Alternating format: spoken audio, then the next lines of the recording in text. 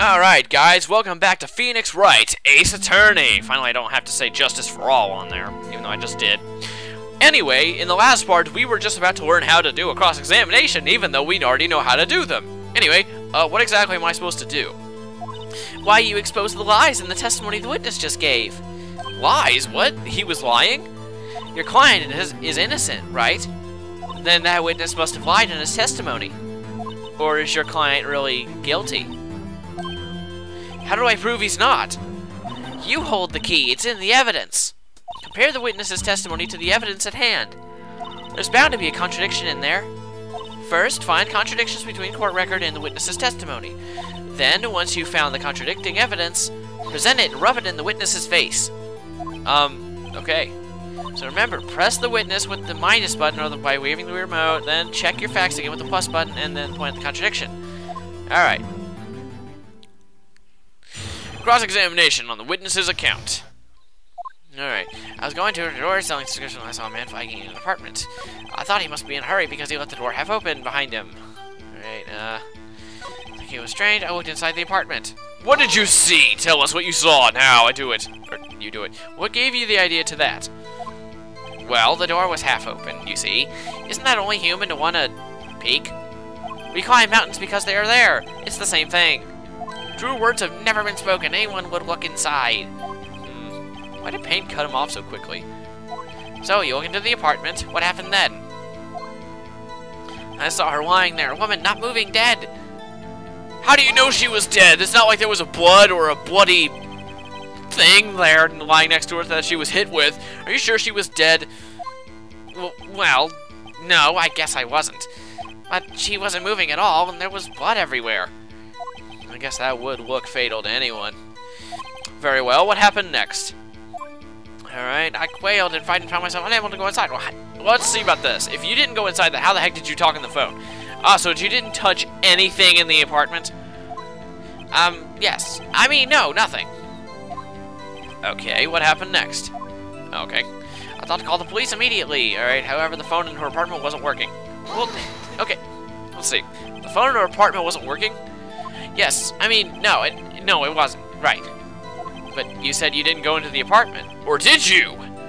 Oh, that. I can explain that. There was a cordless phone on a shelf in the entrance. Oh, okay, gotcha. In the entranceway. I reached inside and tried using that to call. And that phone wasn't working. And that phone wasn't working, correct? What happened next? Sorry, I like using two nerdy voices for the same, like, two characters in the same trial is kind of weird, but whatever. I went to a nearby park and found a public phone. I remember the time exactly. It was 1 p.m. Well, how the heck do you remember that so perfectly? 1 p.m. Are you certain? Yes, absolutely.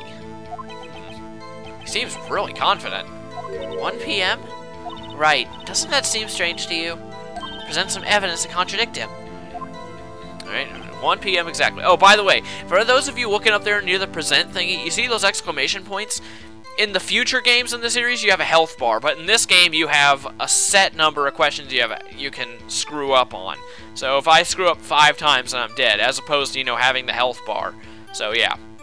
Alright, yeah. Yeah, show the epic picture. Oh, yeah. Phoenix Wright plays the frickin' Wii. Screw you, Xbox people. Whatever. Anyway, alright. Cindy's autopsy report. Time of death, 4 p.m. through 5 p.m. Boom. Done. Easy. You found the epic finger point at 1 p.m. You're sure? Yes, I saw it. It was 1 p.m. for certain. Frankly, I find that hard to believe. Your statement directly contradicts the autopsy report. The autopsy notes the time of death at sometime after 4 p.m. There was no body to find at 1 p.m. Oh, by the way, the music in this game is great. I still think I like the music from the second game just a little bit more, though, so, sorry. How do you explain this 3-hour gap? Oh, that! Objection! This is trivial! The witness merely forgot the time! Ugh. After his testimony, I find that hard to believe. Mr. Sawit, why were you so certain that you found the body at 1 p.m.? Gee, that's a really good question. Great job, Wright. Way to put him on the spot. That's all you have to do. Point out contradictions. Lies always beget more lies. see through one, and their whole story falls apart. Yeah. Wait, I remember now. Would you care to give your testimony again? Yeah. Alright, time of the discovery. Or the time of discovery. Alright. You see, when I found the body, I heard the time. You heard the time. There was a voice saying the time. It was probably coming from the television. Oh, but it was 3 hours off, wasn't it? I guess the victim must have been watching a video of a taped program. That's why I thought it was 1 p.m. Terribly sorry about that misunderstanding. You know, it could have also just been a movie. I see. You heard a voice saying the time on a taped program. Mr. Wright, you may cross-examine the witness. Yeah. Right. You know what to do. I've got this one. Yeah, I do have this one, trust me. This is easy. Alright, you see, when I found the body, I heard the time. There was a voice saying the time. It was probably coming from the television. But it was 3 hours off, wasn't it? Alright, I guess the victim must have been watching a video of a taped program. Hold on, wait. I just gotta make sure I know which statement I need to press on. Alright, are you sure it was a television and not a radio? Well, no, I guess it might have been a radio. Incidentally, there was no radio on the premises. There was only one large television. Right. I can't put my finger on it, but something about this seems fishy. Something about hearing the television. The witness has testified. He heard the time. Alright. And blackout report. Yeah, good luck watching TV while you have a blackout. Epic finger point. Yay. Hold it right there. The prosecution has said that there was an epic finger point at the time of the discovery, a blackout. And this record proves it. I didn't know they kept records on blackouts. That's kind of weird. You couldn't have heard a television or a video. Gah! The defense has a point. Do you have an explanation for this, Mr. Sawit? No, I find it quite puzzling myself. Quite. Well, wait! I remember now! Mr. Sawit, the court would prefer to hear an accurate testimony from the very beginning. These constant corrections are harming your credibility. That, and you seem rather distraught. My apologies, Your Honor. It must have been the shock of finding the body. Very well, Mr. Sawit. Let's hear your testimony once more, please. Alright then. Witness testimony. Hearing the time, which you didn't hear. Actually, I didn't hear the time. I saw it. Oh, whoa. Yeah, you saw it. Mr. Sawit saw it. What kind of name is Sawit anyway? Is it Russian? I can't even tell. There was a table clock in the apartment, sir. It wasn't. Wait. There was a table clock in the apartment. It wasn't there. There we go. Yeah, the murder weapon. The killer used it to hit the victim. That must have been what I saw. Wait a minute. You saw a clock? I guess that would explain it. The defense may cross-examine the witness. Gladly. Alright. Hearing the time.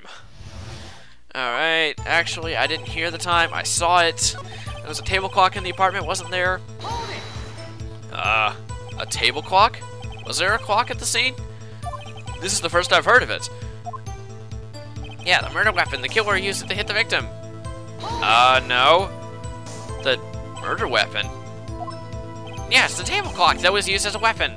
That's what I just said. Did you doze off in the middle of my testimony or something? Something's fishy here. Yeah, that's not the murder victim. That's not the murder weapon. This is the murder weapon. It's a statue, you idiot. Alright, wait, just an epic finger point. The murder weapon wasn't a clock. It was this statue. Now, how is this supposed to be a clock? What? You with your objections and your evidence and your PlayStation 3s and your... Dang it, I couldn't keep it going. Whatever. Alright, just who do you think you are? Just answer the question, Mr. Sawit. Hey, I saw it there, okay? That's a clock. Your Honor, if I may. Yes, Mr. Payne? As the witness stated, this statue is indeed a clock. The neck is a switch. You just tilt it and it says the time out loud. As it doesn't look like a clock, I submitted it as a statue. My apologies. I see. So, the murder weapon was a table clock after all. Well, Mr. Wright, it appears that the witness's testimony was correct. This is a clock. Do you have any problems with this testimony? Well, yeah. Jeez. Your Honor, there is a gaping hole in the witness's testimony. The only way he could have known the weapon was a clock is to hold it in his hand. Yet the witness testified that he never entered the apartment. Clearly a contradiction. Indeed. The witness knew it was an epic finger-pointing clock because he went into the apartment. You're lying. You were inside the apartment on the day of the epic finger-point murder, whatever. Oh yeah? Prove it. Prove I went in there. I'll do better than that. I can prove you were the one who killed her. You struck her in the head. Struck her with the clock, and the shock of the blow triggered the clock's voice. That was the sound you heard.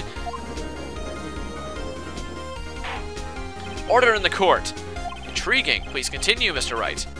Yes, Your Honor. Mr. Saw It. The sound must have left quite an impression on you. Understandable, since the murder weapon spoke just as you hit the victim. That voice was burned into your mind. That's why you were so certain about the time. Objection! What's the meaning of this? This is all baseless conjecture. Baseless? Just look at the witness's face. Would the witness care to elaborate? Did you strike the victim with the clock? That day, I never. Look, the clock, I saw it. Ah! Wow. Epic fail. Shut up, I hate you. It was him, I tell you. I saw him. He killed her, and he should burn, give him death. That is like the nerdiest voice I've ever heard. And spoken at the same time. Order in the court, I say. Your Honor, a moment, please. There isn't a shred of evidence supporting the defense's claims. There we go. Mr. Wright, Your Honor, you claim the sound of the witness heard came from the clock. Do you have any evidence? The whole case is riding on this. I'd better think it through carefully. Yes, Your Honor. The sound Mr. Saw It heard was definitely this clock. A fact which is clear if you simply... Try sounding the clock. Let's just sound the clock now, here in this court. Your Honor, may I have the clock? I asked the court to listen very carefully. Beep. I think it's 8... Wow. That certainly is a strange way to announce the time. I think... Well, he is the thinker, after all. He thinks it's 8:25. That's awesome. I want that clock. So, we've heard the clock. What are your conclusions, Mr. Wright? We're gonna find out what our conclusions are in the next part. Yeah, 2 parts in, I've already got a cliffhanger. You didn't think I could do that, could you? Anyway, see ya.